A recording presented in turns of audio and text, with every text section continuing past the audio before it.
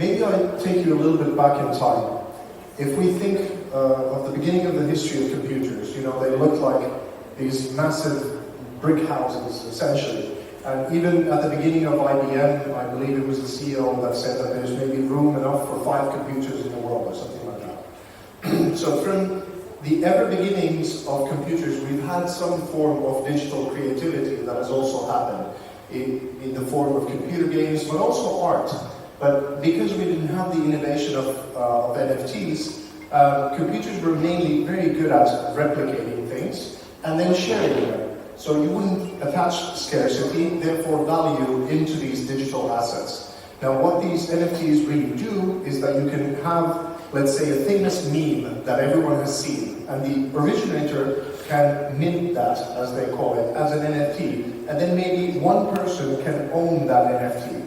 That means that everyone has seen this JPEG, essentially, but one can own it. And what does that do to digital value? So we've had a bottleneck of 50, 60 years of digital creativity that the art world, or the collectibles world, or the computer sharing world hasn't really seen as a scarce asset. The other way around, it's seen it as something that is widely distributed without value, other than cultural value.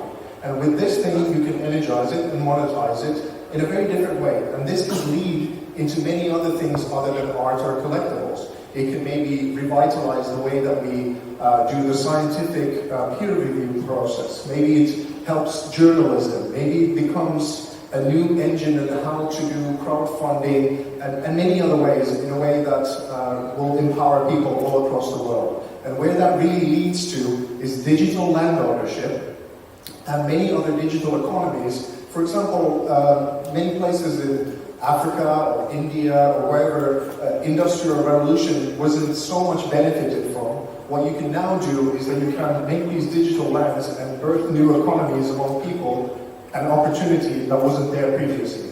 And that is the super exciting thing. What does this mean, this innovation also, as well as cryptocurrency, to the 3.5 billion people on this planet without access to a bank account? How does it change the whole of the way that we look at value? Thank you. Like, that's a whole conference in and of itself, but think about what he said, because it's incredibly important. But let's go on now to Art Noor, who wants to talk about augmented marketplaces, and just give you a taste of that. I have witnessed, by virtue of my number of years which I have spent on this planet, at least 4 revolutions in the past, and I'm witnessing the 5th one right now. I started with the print media in my advertising avatar, and then went on to TV, and then came .com, which was number 3, and number 4 was social media, and number 5, revolution, which I think is building up in a very major way, is blockchain and NFTs. Because all of a sudden it solves a fundamental problem, which is how to have authentic art, which is verified, a sense of ownership, and globally, available globally. That means an artist from South America can sell to Middle East, and artists from Middle East can sell to Africa, wherever. I mean, it kind of breaks down the borders, which is what is the most fantastic opportunity in the creative industries, as my friend Dr. Amal mentioned, that once the creativity gets to be monetized, it gives a huge power to the young artist, which is something which I also want to catalyze by empowering my community.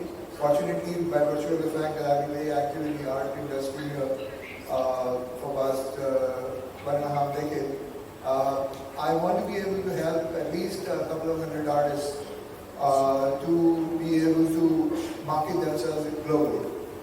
So that is the basic motivation to set up this marketplace, and not just a little thing for myself. This is so important. Thank you very much. He's raised a number of critical points. One is it's global. Second, it's democratized. Third, it reduces barriers to access, and it monetizes creativity. And the community is the future for all of these platforms. So if you're in business, stop thinking of yourself about a business and start thinking about your community, because this will be the future. So I'd like to welcome Safira. You kind of came on late. we do have another digital artist here with us, and I'd just like to invite her to make a few comments about what she's been doing. Welcome. So, hi, I'm Frida. I was the first female crypto artist in Colombia, and exposed by Rose my hair. And it's like everything is crazy right now.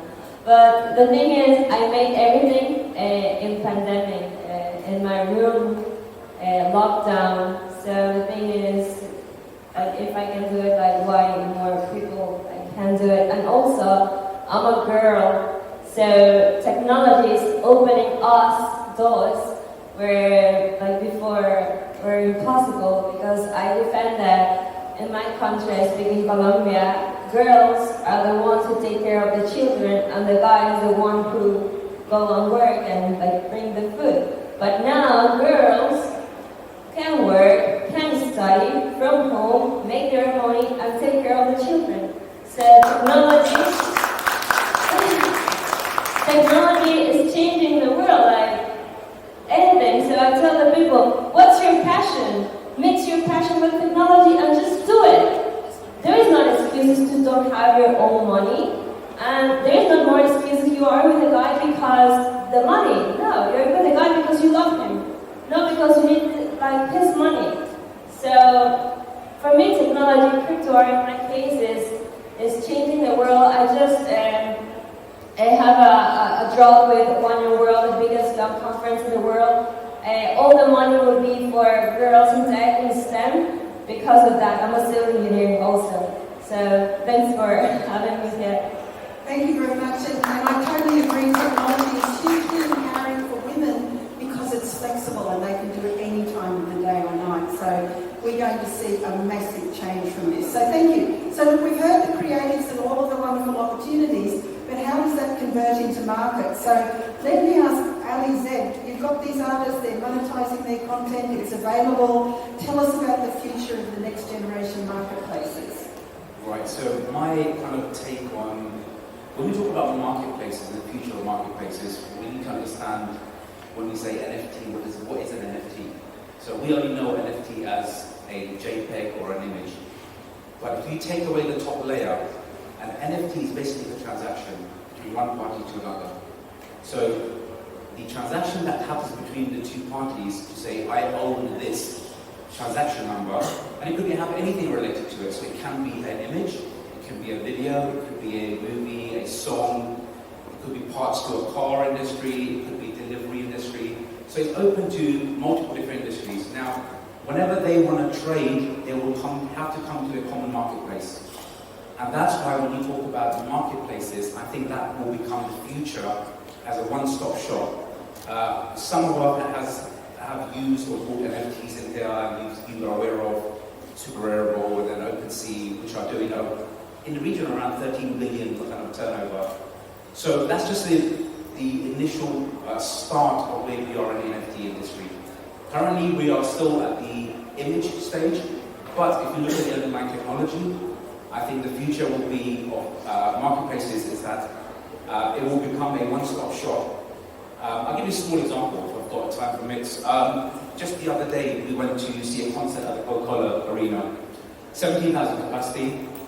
Now, you can easily move that onto a blockchain, so Dubai can actually do that. So rather than selling tickets online, you have 17,000 NFTs issued, and that NFT is a picture of your ticket. It doesn't have to be a JPEG or anything else. And I can show that on a blockchain to say, yes, this is my ticket. Vice versa, I can sell it. But where would I go to sell it? I will go to the NFT marketplace.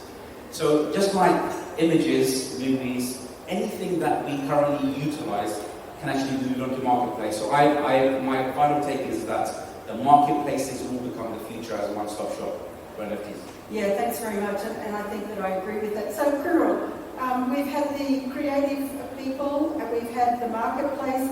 You're an investor. What should we say to the audience here? Should they be buying these NFTs? What's your advice to investors? So, first of all, my advice is not to invest. So, the investment is only for people who understand and who are ready to lose their money because they have extra money. But once you decided to invest, first understand the value of each NFT. It could be gaming NFT, which meaning that each gaming item you could create as an NFT and you could sell it through game users. So you need to check how big is the user database. Second one, it could be finance profit value NFT. So each NFT token holder which have those NFT have value from those launch pool, private club, whatever. Check how big is the community of it. Or it could be charity NFT, so 10% from each selling pictures goes to animals, children, whatever. It's all value. Or opposite side, there are a lot of pictures and everybody want to buy for $1 and sell for $1 million. The pump is disappeared soon, guys. And only a huge marketing campaign who invest at least $1 million could achieve those results in reselling, and stop one time. So this is our suggestion as a fund. Thank you. So thank you, and just to give you a sobering statistic, only 28.5% of NFTs purchased during minting and then sold on the platform result in a profit according to chain analysis. So don't think you're going to be a millionaire, and make sure that you do your research. So unfortunately, even though this is the most incredible panel, we don't have a lot of time. So what I'm going to ask each of the people on the panel is just to leave you with a message or a thought or something that you should be investigating or thinking about with the future of NFTs. Clearly this is a massive marketplace. People are innovating every day, and there's so much more that we can touch on today. But if I can ask each of them to leave you with one parting thought. So maybe we'll just start with you. Thank you. If I was to really sum up one message which I would leave in this particular conference is a quote which was on my office wall maybe 20 years ago. It said, "More gold has been mined out of human mind than any gold mine in the world." Think about it. Thank you. This is the time of the genius. Lisa. A while ago, I had the great privilege of visiting this one powerful family office, and the main investor was asking me, how do I get into NFTs? We see the wash trading, we see the kind of fake signals, we see all of this trouble that especially the fine art NFT world has. We would very much like to get involved, but we don't know how. Who do we trust? And I said, the best way, especially with regards to fine art NFTs, get to know the artists, their contribution, how they've done, and what they're really bringing to the ecosystem. There's no, at the moment, I wouldn't trust the platforms, I wouldn't trust necessarily the tokens, I wouldn't trust anything other than your personal guidance of maybe what an artist's career is, their contribution, and then whether you like the work, and then some metrics that they've done. And that would be the way to get to it, and without that many third parties. So thank you. Trust is a very important issue in blockchain generally, but certainly here. So Dr. Amal, what's your message? Thank you very much. Dr. Jen, you have classified it into two parts, the creative people and the marketplace, and that's how I look at the student at the same way. Creative minds who can be participants and can do well for themselves in monetizing their creativity. On the other side, I also look at these students, the digital generation. I always call them this. I tell them, you are the digital generation. I've seen them when they were kids and with their iPads all the time. So how can we really make NFT part of their daily life? Because it's going to happen. These are new generation coming to us, so we need to be ready. How can we all be participants in this creative economy? That's my message. Such a huge role for education. Thank you. So Ali. My only takeaway would be to learn, and learn.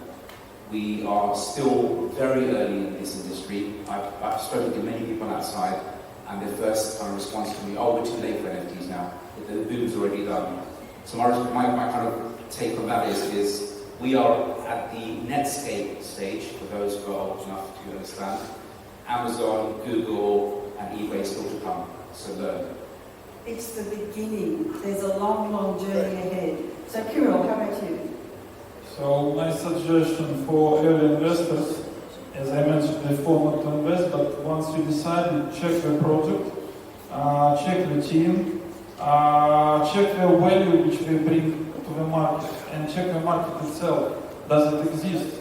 So does you need 1 million version of monkeys or 1 million version of whatever? So and after you spend at least not the full percentage of your money, like 30% of your money. Thank you. So, Sophia, a rousing and inspiring end from you. So remember that we are all connected by one line trace, and if you are connected to your soul, you can shine brightly. So you invest in crypto artists that are connected with their soul, and if they have 1 million and thousands of billions of dollars in their account, they will teach and do really good things with that money, not buy 10,000 Lamborghinis, because there are good people in this world right now. Thank you. So I'd just like you to thank everyone on the panel, and please go and speak to them afterwards because they're all amazing people. But just remember that this is the beginning of something that's going to be transformational. It's global, it's democratized, it reduces barriers to access, it enables people to monetize their data and their creative content, and it's all about community. So we'll leave you with those thoughts, and thank you so much for joining this panel, and please let's give our panel members a big round of applause.